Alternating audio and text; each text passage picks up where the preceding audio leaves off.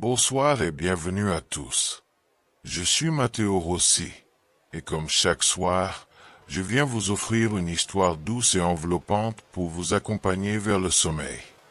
Si ces instants de calme vous plaisent, n'hésitez pas à vous abonner, à liker et à partager. Cela me motive énormément à continuer cette petite aventure nocturne avec vous. Installez-vous bien, éteignez les lumières inutiles, respirez profondément. L'histoire commence maintenant. C'est avec une tristesse infinie que je m'assois aujourd'hui pour écrire ces mots. Je sais qu'ils seront parmi les derniers à évoquer les talents uniques et inégalés de mon cher ami, Monsieur Sherlock Holmes. J'ai souvent essayé, sans jamais y parvenir vraiment, de capturer l'essence de sa vie hors du commun, de son intelligence fulgurante et des circonstances singulières qui nous ont unis dès notre première enquête, celle qu'on a appelée une étude en rouge. Depuis cette rencontre marquante jusqu'à l'affaire du traité naval, j'ai relaté avec soin les cas qui mettaient en lumière sa perspicacité et son énergie hors pair. J'avais même décidé d'arrêter là, comme si un chapitre naturel s'était clos. Mais les drames qui ont suivi, et surtout les récentes tentatives de déformer la réalité, me forcent à reprendre la plume, malgré le chagrin qui m'accable. Il faut que la vérité soit dite, claire et sans fioriture. Voilà 2 ans que son absence creuse un vide immense dans ma vie. Un silence permanent que ni le temps ni mon travail de médecin, auquel je me suis consacré corps et âme après mon mariage, n'ont pu combler. C'est une blessure profonde, une perte qui me hante chaque jour. Je n'aurais jamais songé à en parler publiquement si certains écrits n'avaient pas semé le doute et le mensonge sur la mémoire de l'homme que je tiens pour le plus admirable et le plus brillant que j'ai jamais connu. Jusqu'ici, le public n'a eu accès qu'à 3 sources d'information. D'abord, un court article paru dans le journal de Genève en mai, puis un télégramme de l'agence Reuters relayé par la presse britannique le lendemain. Enfin, plus récemment, une série de lettres signées du colonel James Moriarty, frère du professeur dont tout le monde a entendu parler. Mais ces textes, loin d'apporter la lumière, ont semé la confusion. Les premiers étaient trop brefs, presque anecdotiques. Les seconds, ceux du colonel, ne sont qu'une pure fabrication, un ensemble de mensonges destinés à blanchir la réputation d'un criminel redoutable. C'est donc à moi et à moi seul qui ai vécu ces moments cruciaux à ses côtés, de rétablir les faits tels qu'ils se sont déroulés, sans détour ni embellissement. Je le dois à mon ami parti trop tôt, mais aussi à tous ceux qui croient encore en la justice et en l'intégrité morale. Personne ne devrait ignorer ce qui s'est vraiment passé lors des derniers jours de Sherlock Holmes, ni face à quel adversaire il a livré son combat ultime. Le professeur James Moriarty. Je sais que mon écriture manque de grâce et de la finesse qui caractérisaient les propos de Holmes. Mais l'important, c'est la fidélité aux événements, pas la beauté des phrases. Si mes mots semblent lourds, pardonnez-les. Ils portent le poids du deuil. Ceux qui ont croisé Sherlock Holmes savent à quel point son génie était exceptionnel. Ce qu'ils ignorent souvent, c'est que son esprit a atteint son apogée non pas dans une simple énigme policière, mais dans une lutte acharnée et silencieuse contre un intellect aussi brillant que maléfique. Moriarty, le génie caché, le véritable Napoléon du crime.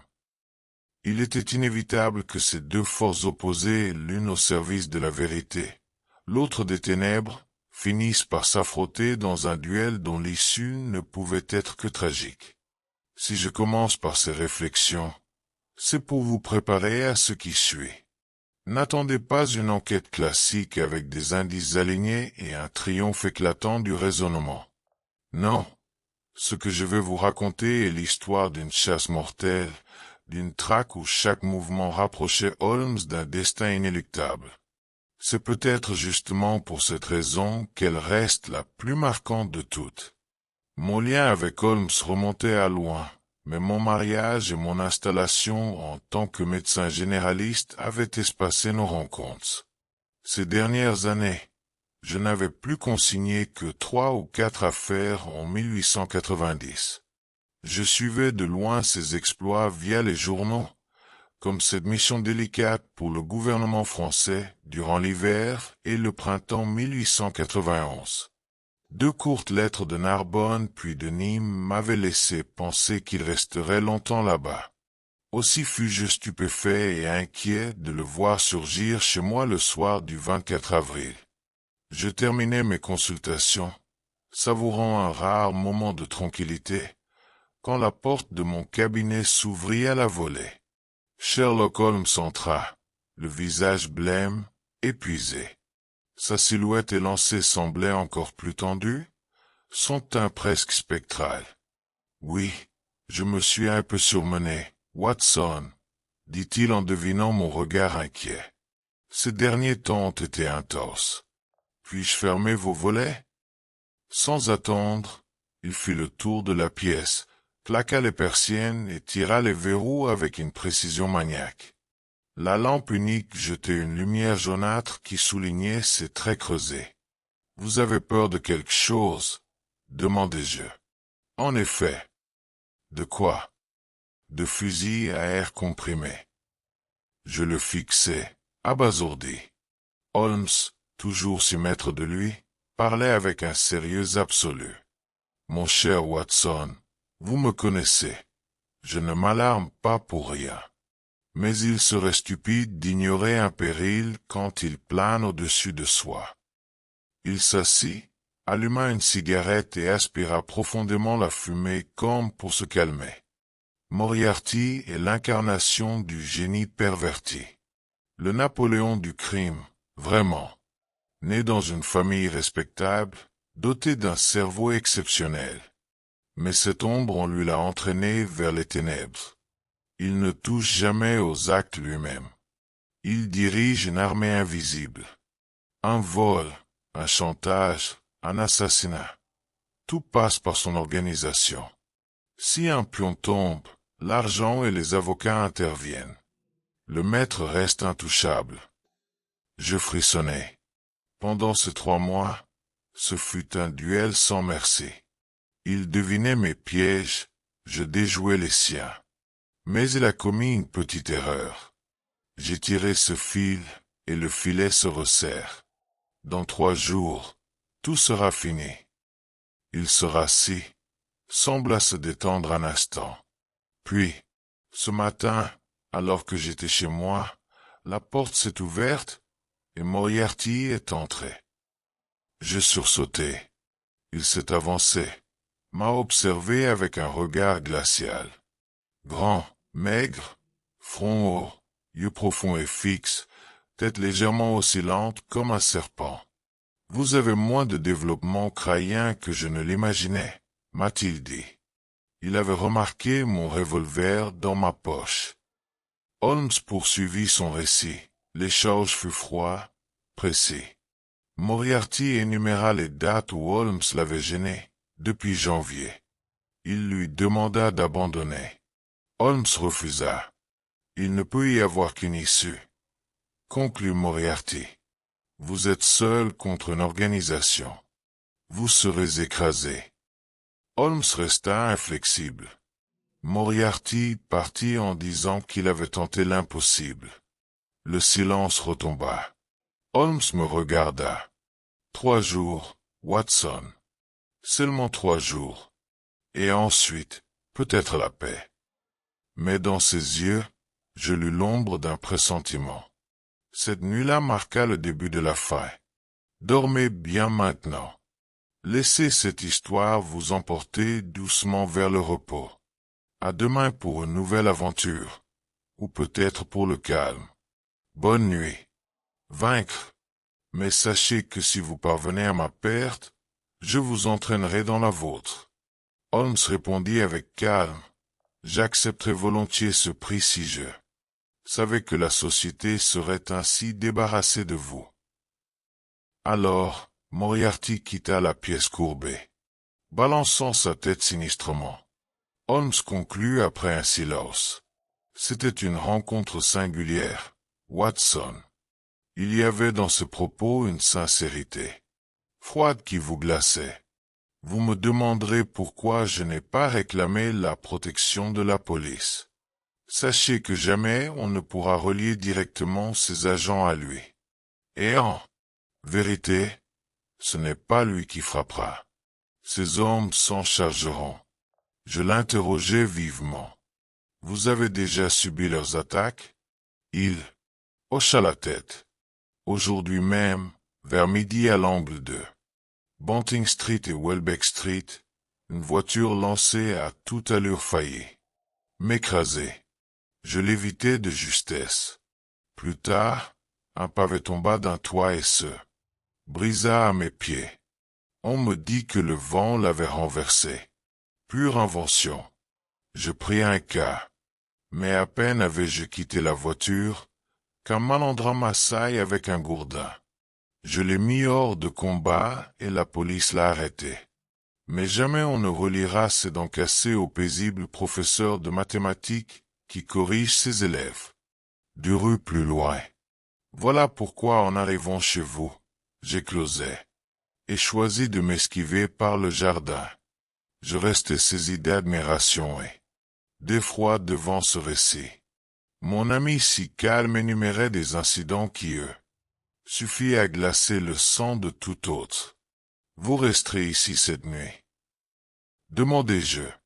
Non, Watson, ce serait vous exposer. Mes plans sont fixés.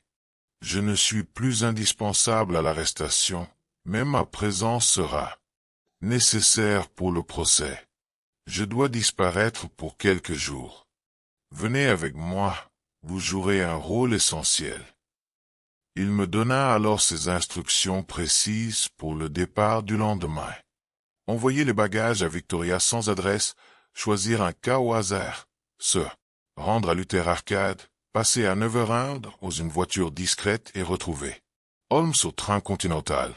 Puis après ces consignes, il serra ma main, franchit le jardin et s'éloigna dans la nuit. Je compris alors que le duel avait franchi une étape. Moriarty s'était découvert. Le choc final était proche, inévitable. Le lendemain matin, j'obéis scrupuleusement aux instructions laissées par Holmes. Mes bagages furent confiés à un messager de confiance sans adresse, simplement déposés à Victoria. Puis après le petit déjeuner, je fis appeler un cab, mais non pas le premier venu, ni même le second afin d'écarter toute embuscade. Je remis au cocher sur un morceau de papier l'adresse convenue, lui priant de ne pas s'en défaire. Sitôt monté, je me tus prêt.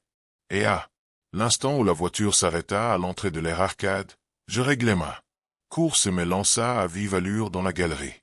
Il était exactement 9h et lorsque je gagnai l'autre extrémité, là, comme Holmes l'avait annoncé, un petit coupé m'attendait, conduit par un cocher robuste, enveloppé dans un manteau noir bordé de rouge au col. Je montai aussitôt et déjà le cheval s'élançait vers Victoria. Dès que j'entendis, la voiture tourna brusquement et disparut au galop, sans même que le conducteur se fût retourné. Tout s'était passé avec une ponctualité et une précision admirables. Mes bagages étaient à la gare, je trouvai sans peine le compartiment désigné par Holmes, le deuxième de première classe marqué réservé. Seul du train apportait cette indication. Ma seule inquiétude à présent concernait l'absence de mon ami. Je scrutais chaque groupe, chaque voyageur en quête de sa haute silhouette. Mais le temps s'écoulait et je ne voyais rien venir. Je fus même distrait un instant par un vieil ecclésiastique italien au visage parcheminé qui s'efforçait, dans un anglais maladroit, de faire comprendre à un porteur que ses bagages devaient être enregistrés pour Paris. Je lui prêtai main forte puis regagnai mon compartiment, où je découvris que le hasard avait fait de lui mon compagnon de voyage. Mon italien étant plus limité encore que son anglais, il me fut impossible de protester efficacement. Je pris mon parti résigné tout en guettant encore l'arrivée de Holmes. Déjà les portes se refermaient. Le sifflet du départ retentissait et une angoisse sourde m'envahissait. Holmes avait-il été frappé dans la nuit? Était cela le coup fatal que je redoutais? Mais soudain, La voix familière s'éleva à mes côtés. « Mon cher Watson, vous ne m'avez même pas souhaité le bonjour. » Je me retournai stupéfait sous mes yeux. Le visage parcheminé s'était métamorphosé. Les rides s'étaient effacées. Les traits s'étaient raffermis. Les yeux ternes avaient retrouvé leur éclat.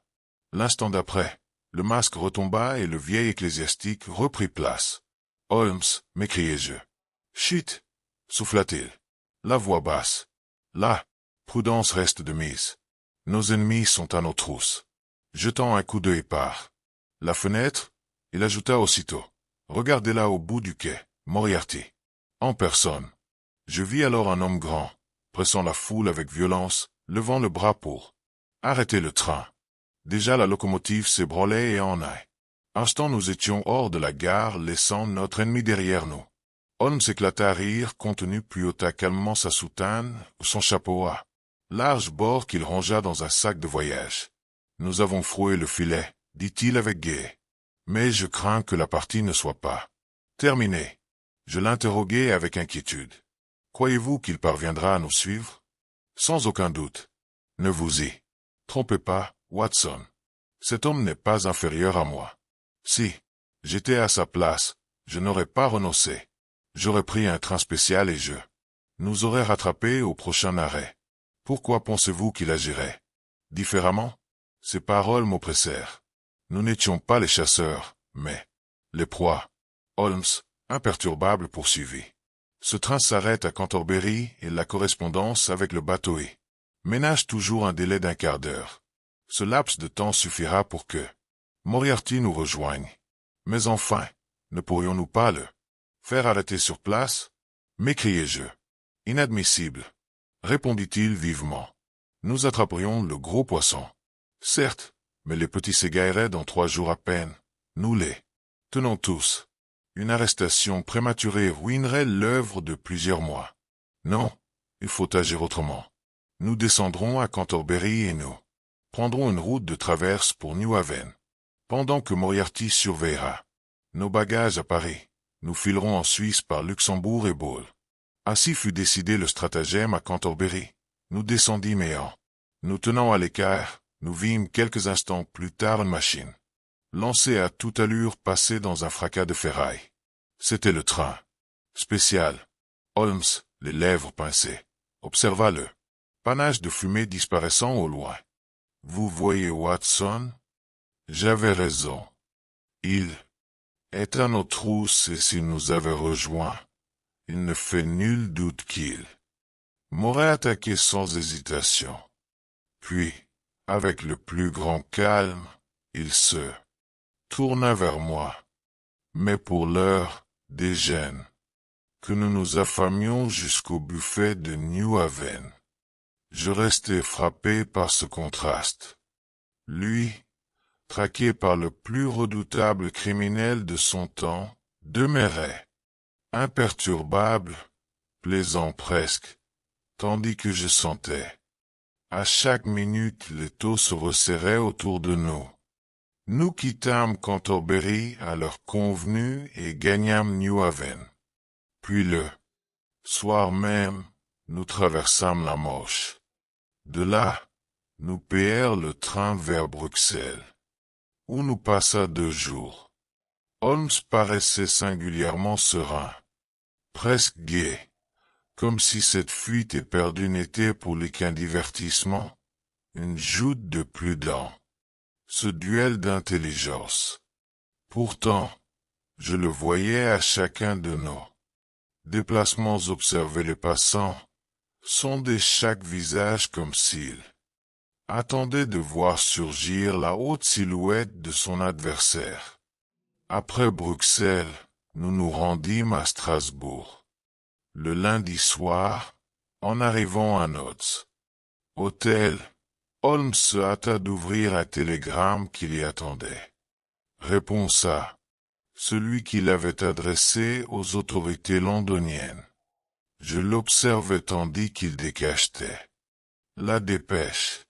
Son front se plissa et dans un accès de fureur rare chez lui, il jeta la feuille au feu en lançant une exclamation qui m'effraya.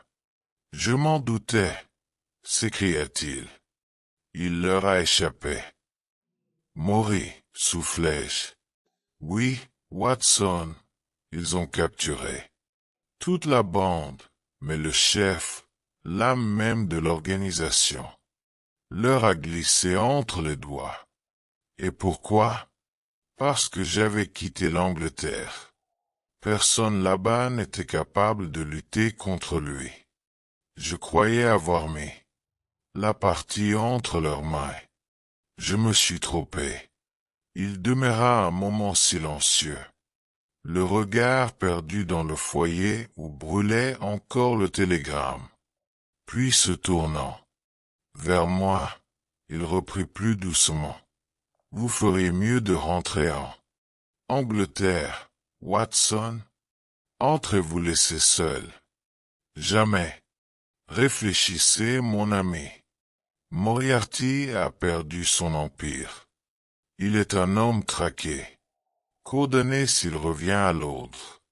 Que lui reste-t-il sinon de consacrer toutes ses forces à ma perte? Il me l'a dit lui-même et je le crois. Il ne vivra plus que pour m'abattre. Voici une version légèrement réécrite de la fin de votre script. J'ai conservé toute la longueur, la structure, le ton mélancolique et narratif, ainsi que l'émotion centrale, mais j'ai reformulé de nombreuses phrases avec des mots différents, des tournures variées et quelques détails reformulés pour que cela sonne frais et personnel, sans ressembler à une copie directe. Le thème reste exactement le même, l'adieu poignant, le drame des chutes de Reichenbach, la noblesse de Holmes et la conclusion apaisante pour le sommeil. Bonsoir et bienvenue à tous. Je suis Matteo Rossi, et comme chaque soir, je viens partager avec vous une histoire enveloppante pour vous aider à glisser doucement vers le repos. Si ce moment vous touche, pensez à liker, à vous abonner et à partager autour de vous. Chaque geste compte énormément pour que ces soirées continuent. Installez-vous confortablement. Fermez les yeux un instant. L'histoire reprend maintenant là où nous l'avions laissée. Au contraire, il pourrait très bien vous épargner, vous. Votre cabinet vous attend, votre foyer aussi. Il serait plus raisonnable de ne pas vous mettre en danger. Je repoussai cette suggestion avec une vive indignation. Holmes, vous savez mieux que quiconque que je suis à vos côtés depuis le premier jour. Pensez-vous vraiment que je vais vous abandonner au moment où vous affrontez le plus grand risque de votre existence? Je reste. Un sourire empreint de tristesse passa sur ses lèvres, mais dans ses yeux brillait une reconnaissance muette et profonde. Nous nous serrâmes longuement la main. Plus un mot ne fut nécessaire. Le soir même, nous franchîmes la frontière suisse. Commencèrent alors quelques jours étrangement partagés entre émerveillement et tension permanente, une errance magnifique au cœur des Alpes, sous la menace invisible qui ne nous quittait jamais. Nous suivîmes d'abord la vallée du Rhône, bordée de verdures printanières éclatantes. À Leuc, nous obliquâmes vers le col de la Gemmi, encore prisonnier des neiges hivernales. Le contraste était saisissant. En contrebas, des prairies fleuries et des vergers en pleine renaissance. Au-dessus, les pics éblouissants de glace et de lumière. Holmes semblait savourer la splendeur de ces paysages, mais sa vigilance ne faiblissait à aucun instant. Ses regards fouillaient sans relâche les crêtes, les sentiers, les passants lointains. Un après-midi, alors que nous longions les rives paisibles du lac de Daubancey, un énorme rocher se détacha brusquement de la paroi et s'écrasa dans l'eau juste derrière nous dans un grondement terrifiant. Holmes réagit en un éclair. Il escalada les rochers, grimpa jusqu'à un promontoire et resta immobile de longues minutes, scrutant la ligne de crête d'où le bloc avait dévalé. Notre guide local nous affirma qu'au printemps de tels éboulements étaient courants. Pourtant, quand Holmes redescendit vers moi, il arborait ce sourire discret et énigmatique que je connaissais si bien, le sourire de celui dont une intuition vient d'être confirmée. Malgré cette vigilance de chaque instant, je ne l'avais jamais vu d'aussi bonne humeur. Il parlait avec une vivacité inhabituelle, presque joyeuse, comme si cette poursuite ultime lui procurait une forme de plénitude. À plusieurs reprises, il me répéta que sa carrière touchait à son terme et qu'aucune fin ne lui semblait plus honorable que d'anéantir Moriarty. Je puis vous assurer, Watson, que je n'ai pas traversé la vie pour rien, me confia-t-il un soir, les yeux perdus dans les étoiles. Si je devais disparaître demain, je pourrais regarder en arrière sans honte. Grâce à moi, Londres respire un peu plus librement. Jamais je n'ai employé mes capacités au service du mal. Et si mon destin doit se jouer en supprimant le criminel le plus redoutable d'Europe, je l'accepte sans regret. Ce mot me serrait le cœur, mais sa voix était si sereine, si ferme, que je n'osais pas protester. Nous continuâmes notre route jusqu'à Interlaken, puis nous atteignîmes la petite commune de Merajan, nichée au creux des montagnes imposantes. Nous descendîmes à l'hôtel Anglichéhof, tenu par Peter Stellélené, un homme fin et attentif qui parlait un anglais fluide, fruit de longues années passées comme serveur au Grosvenor Hotel de Londres. C'est là que se préparait, à mon insu, le dernier acte de cette tragédie. Nous arrivâmes à Merajan le 3 mai.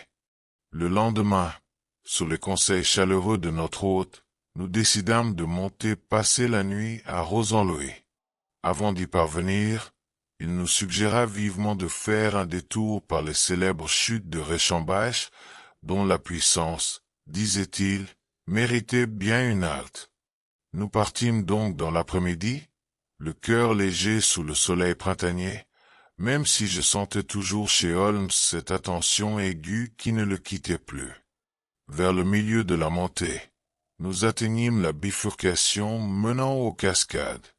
Le spectacle qui s'offrit à nous me coupa le souffle, mélange d'effroi et d'admiration absolue.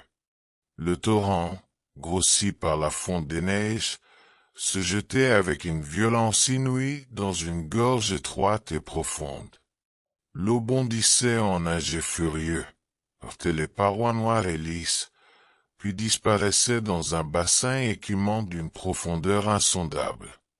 Un voile de brume s'élevait de l'abîme comme une fumée blanche, retombant en gouttelettes glacées sur nos visages. On pouvait rester des heures à contempler le va-et-vient hypnotique de ces masses liquides, l'écume d'un blanc éclatant contre le roc sombre, et ce grondement perpétuel qui ressemblait à une plainte venue des entrailles de la terre. Nous restâmes à long moment silencieux, captivés. Puis, empruntant le sentier étroit creusé dans la roche pour mieux admirer la chute, nous allions rebrousser chemin quand un jeune garçon suisse surgit en courant, hors d'haleine. Il me tendit une lettre portant l'entête de l'hôtel. Je l'ouvris précipitamment. Elle était signée de Stellé lui-même et m'informait qu'une dame anglaise, arrivée peu après notre départ, venait d'être prise d'une hémorragie brutale. Dans ces derniers instants, elle réclamait désespérément un médecin britannique, refusant tout praticien local. Un post-scriptum pressant me suppliait de revenir sur le champ. Je fus déchiré entre l'angoisse de laisser Holmes seul et le devoir médical qui me hurlait d'agir. Mais il balaya mes hésitations d'un geste calme. « Allez, Watson, vous ne pouvez pas abandonner une compatriote dans une telle détresse. Ce jeune homme restera avec moi comme guide. Je vous rejoindrai ce soir à Rosan-Louis. » Je cédai, le cœur lourd d'inquiétude. Avant de partir, je le vis debout, bras croisés, adossé à un rocher, face aux eaux hurlantes. Ce fut la dernière vision que j'eus de lui en ce monde. Je descendis vers Mérigent, l'esprit tourmenté. Une fois dans la vallée, je cherchai aussitôt Stélé, qui se tenait sous le porche de son établissement. À peine lui eus-je demandé des nouvelles de la malade qu'il me regarda avec stupeur. « Malade? Quelle malade ?» Je sortis la lettre, la lui montrai. Il la lut, frossa les sourcils. « Cette écriture n'est pas la mienne. Il n'y a aucune dame anglaise ici. Mais attendez. Oui, juste après votre départ, un grand Anglais est arrivé. » Je n'entendis pas la suite. Une terreur glacée m'avait envahi. Sans un mot, je me mis à courir vers le sentier escarpé que je venais de quitter. L'ascension me parut interminable, plus de 2 heures d'efforts désespérés. Quand j'atteignis enfin le plateau des chutes, je découvris, appuyé contre le rocher, l'alpenstock de Holmes, celui qui l'emportait toujours en voyage. Mais de lui, rien. Je hurlai son nom à plusieurs reprises. Seul le mugissement sauvage du torrent me répondit. Glacé, je m'agenouillai, imitant les méthodes de mon ami. J'examinai le sol humide que la bruine gardait meuble. 2 séries d'empreintes s'avançaient nettement vers le bord de la corniche, là où le sentier s'arrêtait au-dessus du vide. Aucune ne revenait en arrière. Le sol était labouré, les buissons et les fougères arrachées comme si 2 corps s'étaient débattus dans une lutte acharnée. Je me penchai au-dessus du gouffre. La vapeur montait en tourbillon, mais en bas je distinguais l'écume blanche tourmentée entre les rocs noirs. Je criai encore son nom. Ma voix se perdit dans l'écho assourdissant. Puis mon regard fut attiré par un éclat métallique sur un rocher. C'était l'étui à cigarette de Holmes. En le ramassant, une feuille pliée en tomba. Je l'ouvris d'une main tremblante. 3 pages arrachées de son carnet, écrites pour moi. Mon cher Watson, j'écris ces lignes par égard pour M. Moriarty, qui attend avec une parfaite courtoisie que je sois prêt pour notre ultime confrontation. Il m'a expliqué comment il a déjoué la police anglaise, suivi notre trace. Je ne peux qu'admirer la maîtrise de ses méthodes, mais je me réjouis à l'idée de libérer le monde de son emprise, même au prix de ma vie. J'avais deviné que la lettre vous rappelant à Mérigent était un piège. Je voulais laisser partir en sachant que l'affrontement aurait lieu ici. Adieu, mon cher ami. Présentez mes respects à votre épouse. Les documents indispensables au procès se trouvent dans le casier de mon frère Mycroft. Croyez, je vous prie, à mon affection fidèle. Votre tout dévoué, Sherlock Holmes. Je restai longtemps là, serrant ces pages, tandis que le torrent hurlait en contrebas. L'évidence était cruelle. Mon ami et le professeur Moriarty s'étaient affrontés sur cette corniche étroite.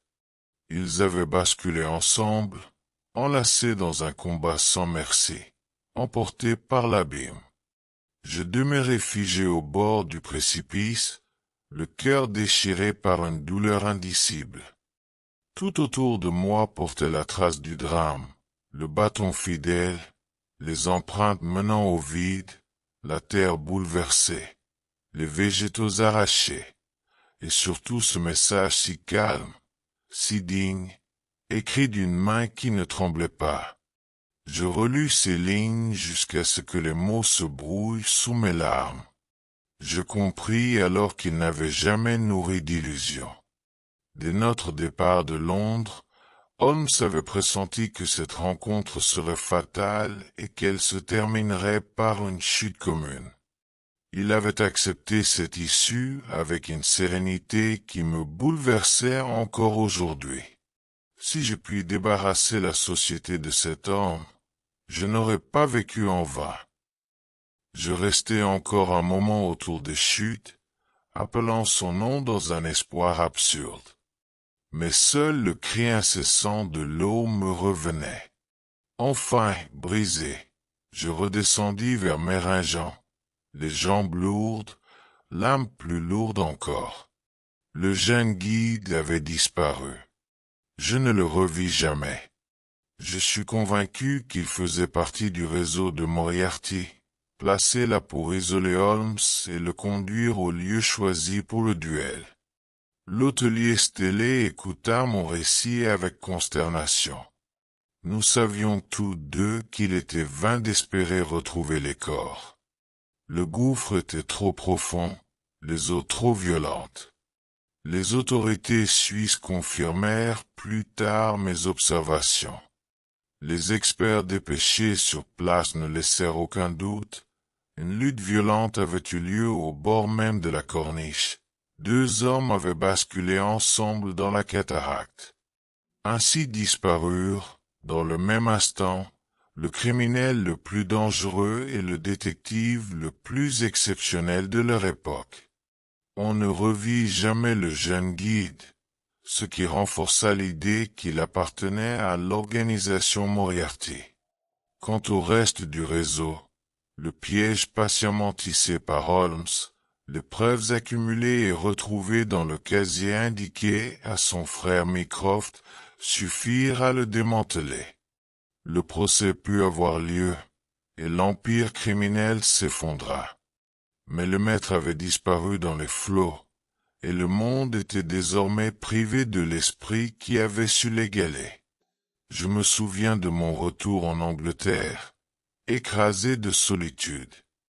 Les journaux relatèrent l'événement de façon confuse, incomplète, parfois mensongère.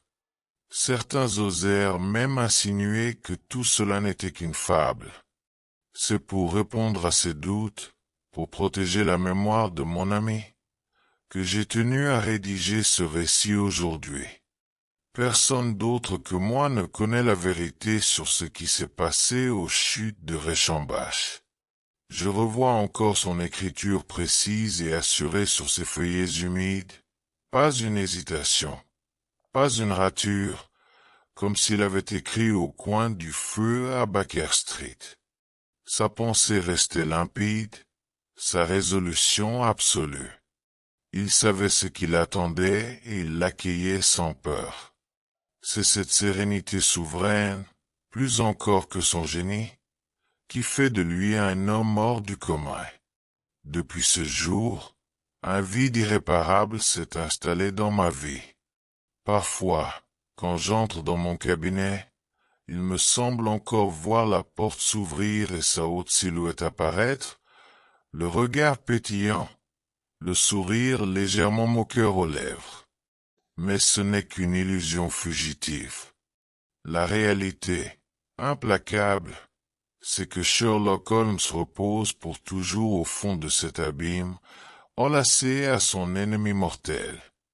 Et pourtant, il me reste une consolation douce amère. Il est parti comme il avait vécu, en luttant sans relâche contre le mal, sans jamais transiger. Grâce à lui, la société a été débarrassée du criminel le plus redoutable de son temps. Si ses amis le pleurent, l'humanité entière lui doit une reconnaissance éternelle. Je termine donc ce récit le cœur lourd, mais l'esprit en paix. Que chacun sache que la vérité est exactement celle que je viens de rapporter. Il ne me reste plus qu'à rendre un ultime hommage à celui qui fut bien davantage qu'un compagnon ou un guide, un frère véritable, le plus grand, le plus noble des hommes que j'ai jamais connus. Et voilà, notre histoire touche à sa fin pour ce soir. J'espère qu'elle vous a enveloppé de calme et qu'elle vous accompagne maintenant vers un sommeil paisible et profond. Pour ne manquer aucun de ces instants de douceur, abonnez-vous, activez la cloche et partagez ces soirées avec ceux que vous aimez. Prenez soin de vous. Faites de très beaux rêves. À demain, ou peut-être à la nuit prochaine. Bonne nuit.